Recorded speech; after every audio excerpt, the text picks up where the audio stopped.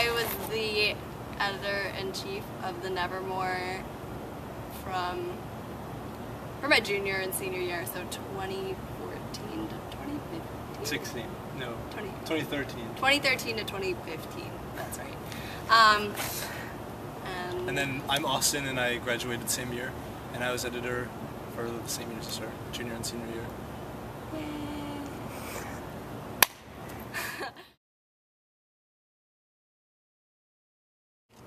There's so many things. Being a change agent is a great thing. Yeah, change. Also, like, you want to entertain and delight the readers.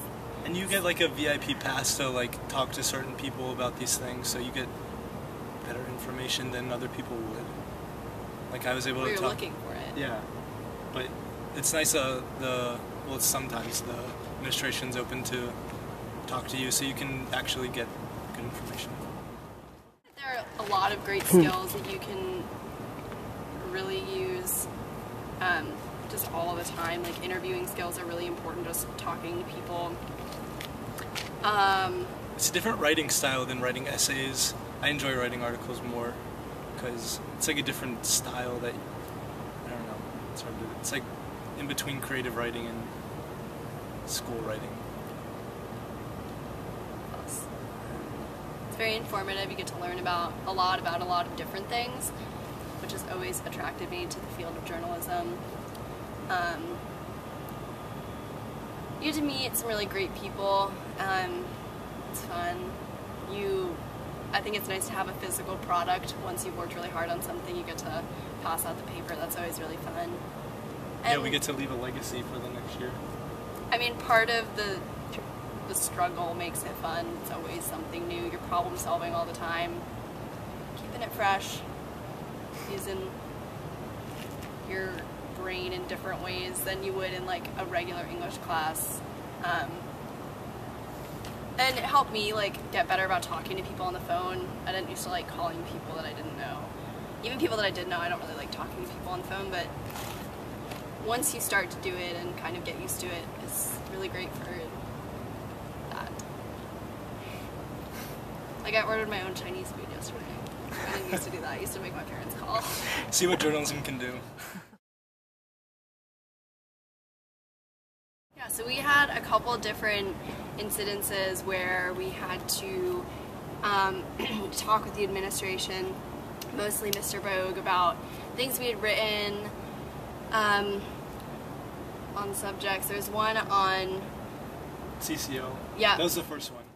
But anyways, there are touchy subjects that were clearly flagged when the administration read through the articles or the newspaper before we sent it to print. And then following that, depending on the article, we would have one or several meetings trying to discuss what the issues were and how we could fix them in order to get each article published. But I think a lot of the disconnect between the administration and the editors and the newspaper as a whole is that they don't see censorship as any oversight of the newspaper. It would have to be like censorship at its most extreme form for them to consider it censorship. So banning an article from being printed, I think they would consider that censorship, where in reality, as you guys either have learned or are about to learn, censorship is any kind of review or changes that are suggested or what's the word I'm looking for? Mandatory, that's the word, to make. You don't always have to think about it as a bad thing too. You don't have to freak out at first, because that never leads to anything good either. You always just have to work through it, take it slowly, if you have time. From like a grammatical or a logical standpoint, I understand making edits from that point of view, and if the administration did that to our articles, like if they went to them and they said this doesn't make sense, this, like, the grammar is wrong, those edits make sense, and I'm much more okay with that than saying this concept is bigoted. is inappropriate or not valid or not correct because they don't see it that way. that's a lot different. I think you should get your thoughts together before you start saying things in a group, because the first couple of times we did it, we just had the administration come in and we came in. We didn't really know what we were thinking, we didn't know what they were thinking, so things were said and it didn't go as easily as it could have gone, but then as it happened a couple more times, we were able to get our thoughts down before we went into the meetings, and it was easier. Yeah, I would say for me the most difficult part was like trying not to get too emotional about some of the articles, because you put a lot of time and effort into the reporting and the writing and everything, and then to have someone come in and tell you that they either don't want you to publish it or they want you to make changes that you don't agree with can be difficult to handle, especially in a high stress situation, so you just have to make sure you keep your cool.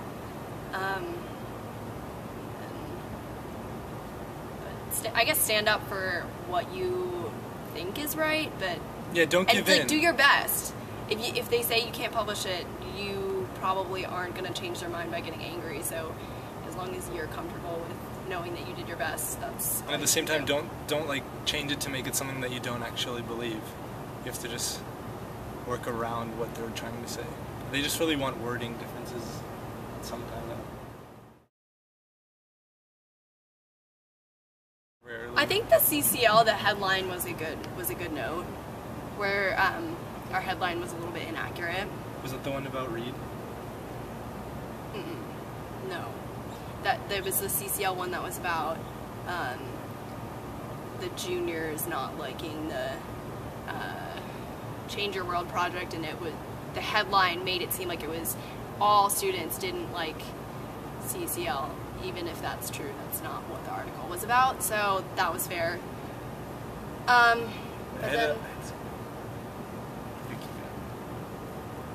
other things I will never agree with, but that's a personal difference that I guess we just have to live with.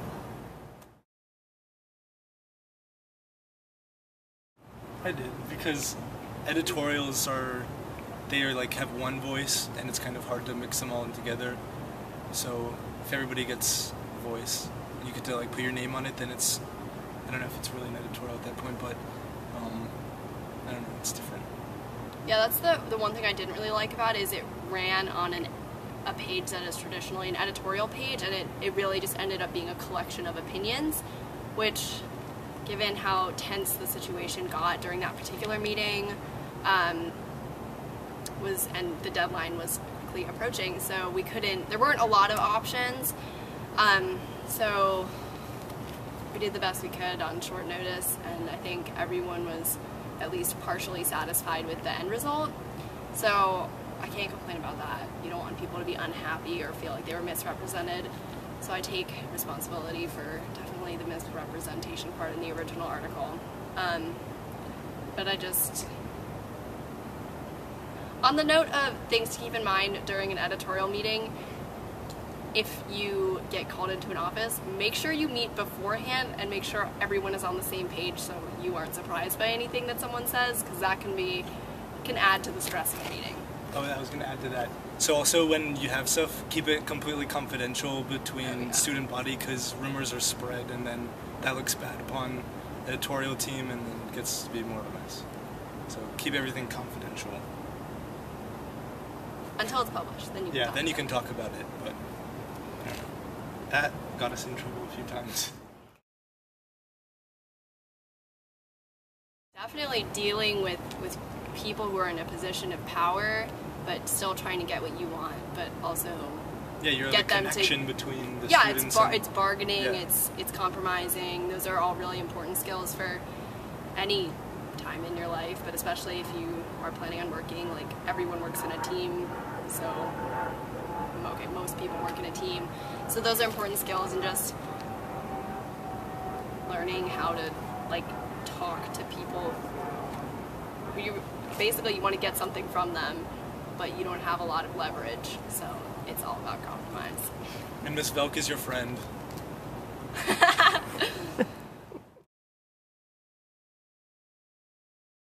I think the first one we did had a lot, because they even had a meeting with the whole school. Remember that? The CCL one? Yeah. And I mean, I feel like there are articles that lead to like glimmers of change, but then nothing really comes of it. Like they have a talk and then they get student feedback, but then nothing changes. That's not necessarily true. Maybe it's just not change on the scale that I would like to see it, but I think definitely the censored articles have more impact than the non-censored articles because you do have that direct contact with change makers, like administrators who have the power to make the change. So, and they might be hearing it for the first time because students don't always go straight to administration about these things, so it's good.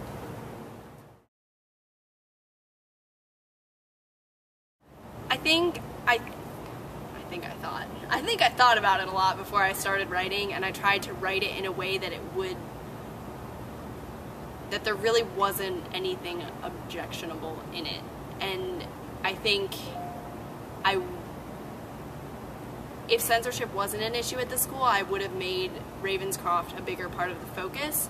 But in order to get it published in a way that I was still happy with it, and satisfied with the points it covered, and really kind of exposing the truth about how serious this can be at other schools, it did the job and didn't end up having, I think it had maybe one edit that was really minor. So just being conscious of the angle that I chose probably helped keep it out of any sort of possible censorship situation. But also it's kind of unpredictable. Like sometimes you think an article is totally fine and then something kind of pops up and you're like, oh, I didn't even know that this was going to be an issue. But as you get more experience, you can start to anticipate which topics or which quotes might be an issue. And that was the last article I wrote. It's been 3 years since I started writing, so I think I'm very glad it wasn't censored at all. But well, it wasn't. Nothing was changed in the article. I shouldn't say it wasn't read prior to publication. But and also, in a way, if you get to an article that can get censored, that means that it has some value. Yeah. So if you're writing articles that could possibly be censored, then you're. I mean, they're important issues. Yeah, they're important things. So clearly hitting a nerve, which might be unpleasant, but it's, as long as you're reporting the truth, it's still, in my opinion, worthwhile. Even if it does get cut and completely, and they say you can't publish it at all. There's that. Yeah, it's not an end all. Still did your best.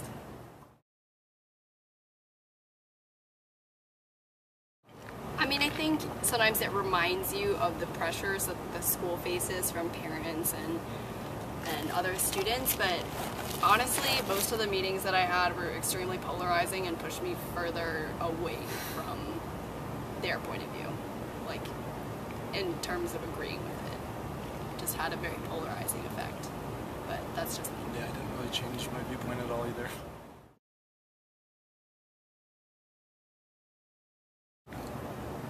Especially when you first start out writing in the journalistic style, like Austin said, it's very different from writing a story or writing a literary paper. So I think I consider it more of a learning process, but obviously I'm biased because I'm on the other side. I'm on the editing side, and I'm going to justify whatever I'm doing.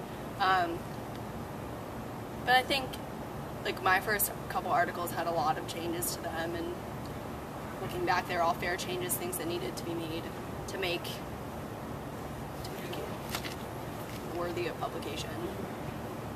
So as an editor, you have to be careful to, I think they're going to start weed whacking, but you have to be careful to allow people the freedom to write what they want and how they want, but also you have to be okay with the fact that it will be published and people will read it, and you want to represent the newspaper as best as you can. There we go.